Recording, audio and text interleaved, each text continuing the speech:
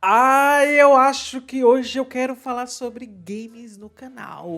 Isso, Dimitra? Tu tá louca? O que isso tem a ver com o seu canal? Para de ser doida. Vai falar de taxa de exploração. Mas é Tem sobre aquela isso. série do Capital que você não terminou até hoje. Tá Mas lembrada? eu vou Cadê as terminar. análises dos clássicos? Mas eu Faltam estou muitos fazendo. ainda. Mesmo que você esteja fazendo alguns. Tem tanta coisa pra você falar e você fica aí querendo falar de games.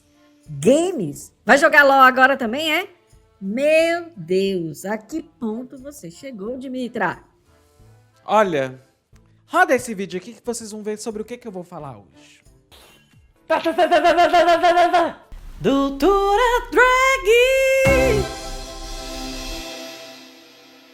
Ei, gente! Infelizmente, é sabido que parte da esquerda anticapitalista considera os games como algo menor, por exemplo. Mas tem pessoas que produzem conteúdo e estão, inclusive, dando exemplos positivos para vocês aqui nas redes, né? Vocês já viram aí o Revolu Show, vocês já viram aí a Sabrina Fernandes do Tese 11, a Laura Sabino, tem um gamer de esquerda que eu conheci recentemente na Twitch e outros também, tentando mostrar que os games fazem parte, sim, do processo que a gente entende como luta de classes e exploração. A melhor lição disso é este livrinho aqui do Jamie, que escreveu, né, Marx no Fliperama. Este é um livro muito interessante e é sobre isso que eu vou conversar com vocês hoje. Antes de ir ao vídeo de hoje, temos aqueles recadinhos de sempre, né? Aproveite, se inscreva no nosso canal, curta esse vídeo, compartilhe com seus e suas camaradas, me siga em todas as redes que é Dimitra Vulcana, ouça nosso podcast Hora Queer e apoie o nosso projeto em apoia.se/Hora Queer. É com esse dinheiro que a gente paga os custos para manter o canal e o nosso podcast no ar. Então, vocês já sabem que eu não faço produção aqui de conteúdo no caixa positivo. Na verdade, eu pago para poder produzir conteúdo para vocês. Então, se vocês puderem doar e nos ajudar, a gente vai gostar muito. Os games, galera, são parte importante dos processos que a gente entende de produção, circulação e consumo no sistema capitalista. Olha só, negar isso é uma visão nada materialista, só o que existe, existe. Ou seja, é inclusive antimarxista. E ver marxista negando, inclusive, isso é mais triste ainda. É igual quando a gente pega aqueles anticomunistas. Não é igual.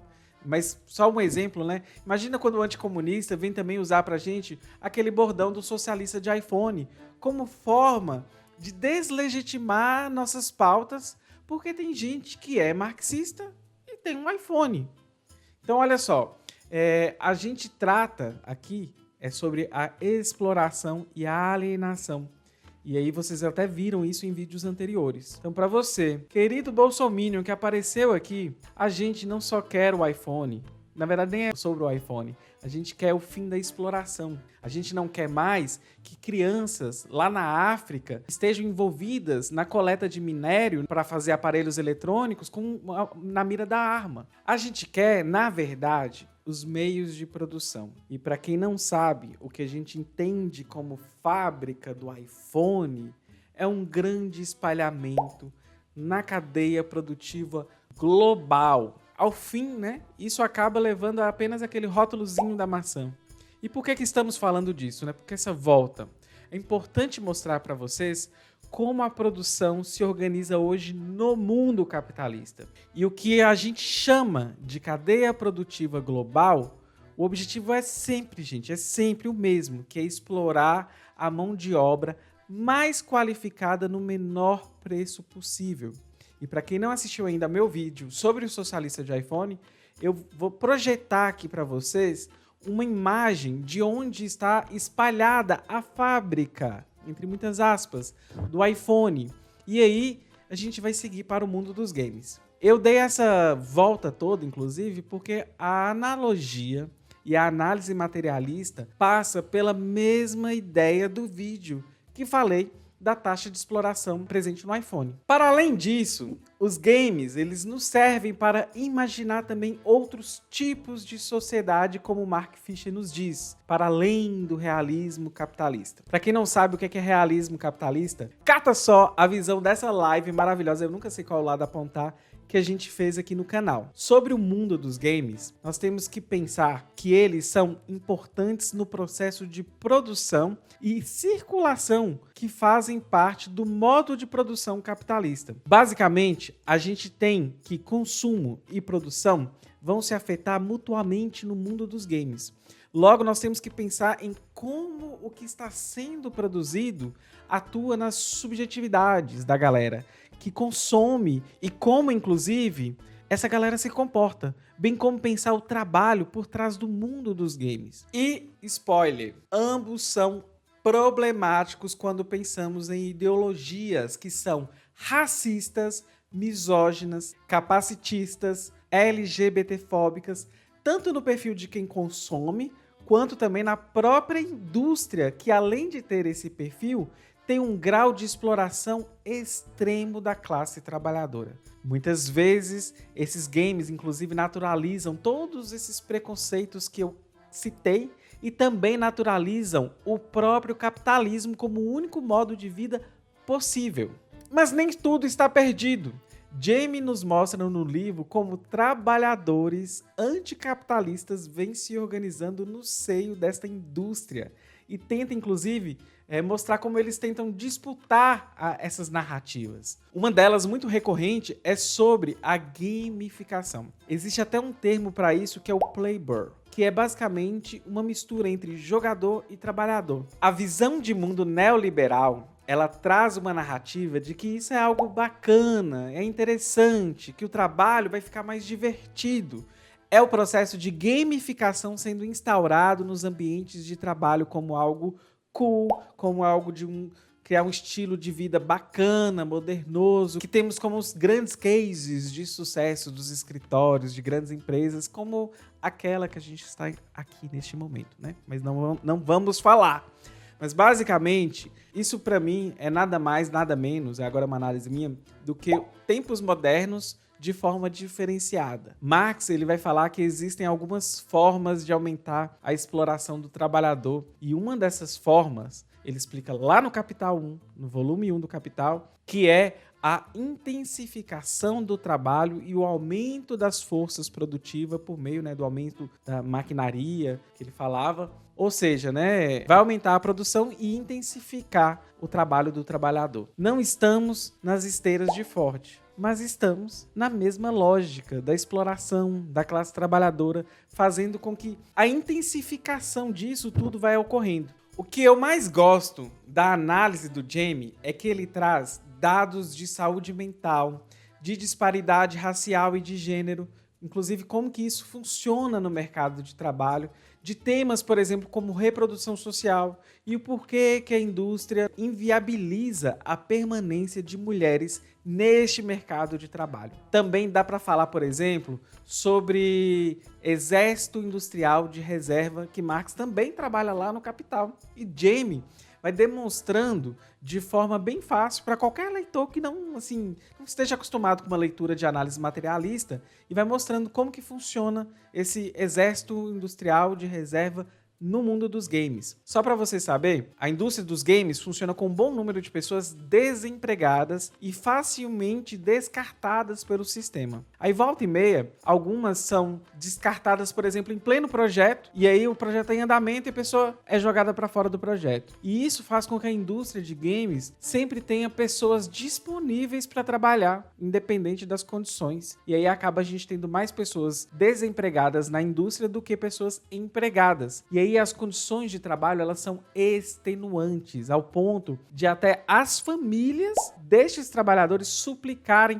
por melhores condições de trabalho, de tempo, de jornada, de carga horária. E tudo isso acontece com uma esfera de que trabalhar nessa indústria é divertido, mas no fim é só uma outra forma de exploração que adoece e em alguns casos mata trabalhadores. Então, linkando esse vídeo com o do iPhone, por exemplo, a gente vai ver que a exploração já começa com crianças lá na África tendo que coletar minérios do solo sobre a mira de uma arma. Já em alguns países, por exemplo, no seu caso, eu sei que você está se sentindo explorado e você está somente sob a mira do console. Enfim, só para vocês entenderem como que funciona tudo atrás dessa indústria. O que me dá esperança, inclusive a partir disso, é ver que cada dia mais estão crescendo os movimentos de trabalhadores dentro deste meio. E é lógico que é difícil deles se organizarem, né? Existe um contra-ataque muito forte da indústria e muito cruel. E essa luta está em várias frentes. Por exemplo, lendo o livro O Marx no Fliperama,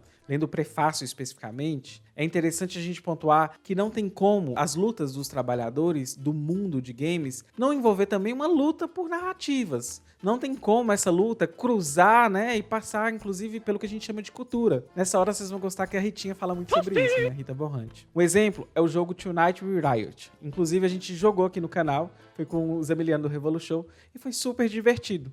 É um game produzido pela Pixel Pushers Union 512 e também é distribuído pela Means Interactive. E por que eu tô falando o nome deles diretamente? É porque o mais interessante é que é uma cooperativa de trabalhadores.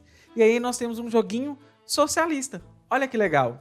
Lá na outra rede, que eu não posso falar o nome por aqui, eu vou voltar a jogar de novo com outros convidados, outros camaradas, ok? Então fiquem ligados. O fim do jogo, inclusive, ele é bem emocionante com a vitória da classe trabalhadora. Outro game que Jamie me motivou a jogar foi o Assassin's Creed Syndicate, que é um jogo que mistura viagens no tempo com momentos interessantes da história, como, por exemplo, a Revolução Francesa e até mesmo um grande encontro com o querido Karl Marx.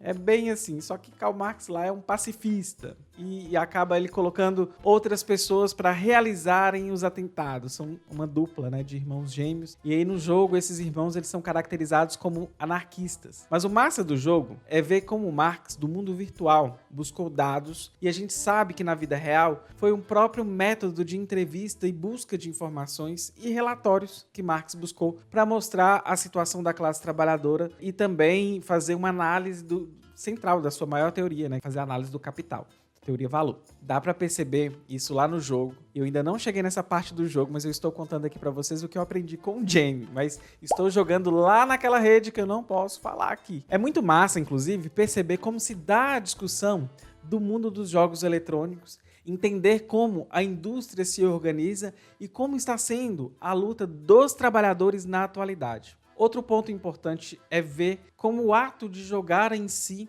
tem muitas coisas por trás e uma merece atenção especial. Ainda mais pensando qual é o papel da política nisso. Jamie termina o livro falando por que devemos ter um olhar voltado para os jogos eletrônicos e frisando, é fruto de disputa cultural também, gente. Porque contém exploração da classe trabalhadora e tem inclusive um poder de movimentar muita grana em escala global. E como já dizia Marx, a ideologia dominante de uma época é a ideologia da classe dominante.